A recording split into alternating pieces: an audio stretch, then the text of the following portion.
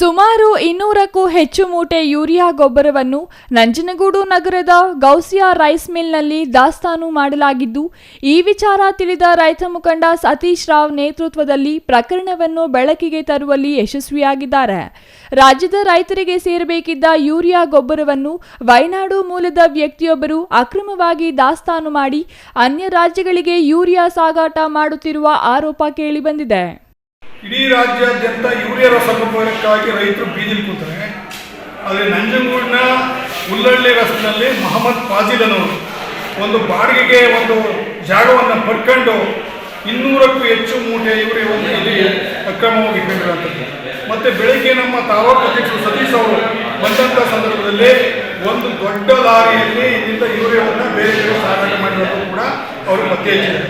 ಇದಕ್ಕೆ ಸಂಬಂಧಪಟ್ಟಂಗೆ ಕೃಷಿ ಇಲಾಖಾ ಅಧಿಕಾರಿಗಳಿಗೆ ಕೇಳಿದಾಗ ಇಲ್ಲಿ ಅಕ್ರಮ ದಾಸ್ತಾನು ಆಗಿರುವುದು ಕಂಡು ಬಂದಿದೆ. ಇದಕ್ಕೆ ಸಂಬಂಧಪಟ್ಟಂಥ ಕೃಷಿ ಇಲಾಖಾ ಅಧಿಕಾರಿಗಳು ಮತ್ತು ಪೊಲೀಸ್ ಇಲಾಖಾ ಅಧಿಕಾರಿಗಳು, ರೆವಿನ್ಯೂ ಇಲಾಖಾ ಅಧಿಕಾರಿಗಳು ಸ್ಥಳಕ್ಕೆ ಬಂದಿದೆ. ಏನು ಅಕ್ರಮ ದಾಸ್ತಾನು ಮಾಡಿ ನಮ್ಮ ರೈತರಿಗೆ ಸಿಗಬೇಕಾದಂಥ ಯೂರಿಯಾವನ್ನು ದೊಡ್ಡ ದೊಡ್ಡ ಕಾರ್ಖಾನೆಗಳಿಗೆ ಮಾರ್ಕೊತಾ ಇರೋ ಇಂಥ ಒಂದು ವ್ಯವಸ್ಥಿತ ಸಂಸ್ಥೆ ರಾಜ್ಯಾದ್ಯಂತ ಕಾರ್ಯನಿರ್ವಹಣೆ ಮಾಡ್ತಾ ಇದೆ.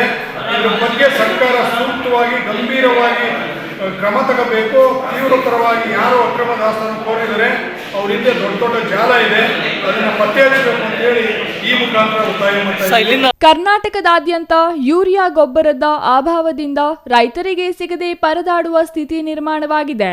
ಇಂತಹ ವೇಳೆ ಅಕ್ರಮ ಗೊಬ್ಬರ ಮಾಫಿಯಾ ದಾಸ್ತಾನು ಮಾಡಿದವರು ಯಾರೆಂದು ಪರಿಶೀಲನೆ ಮಾಡಬೇಕು. ಕಳೆದ 20 ದಿನಗಳಿಂದ 100 ಟನ್ ಗೊಬ್ಬರವನ್ನು ಬೇರೆ ರಾಜ್ಯಗಳಿಗೆ ಸಾಗಾಟ ಮಾಡುತ್ತಿರುವುದು ವಿಪರ್ಯಾಸವಾಗಿದೆ. ಕೂಡಲೇ ದಾಸ್ತಾನಿಗೆ ಸಂಬಂಧಪಟ್ಟವರ ವಿರುದ್ಧ ಕಾನೂನು ಕ್ರಮ ಕೈಗೊಳ್ಳಬೇಕೆಂದು ರೈತ ಸಂಘದ ಮುಖಂಡ ವಿದ್ಯಾಸಾಗರ್ ಒತ್ತಾಯಿಸಿದರು.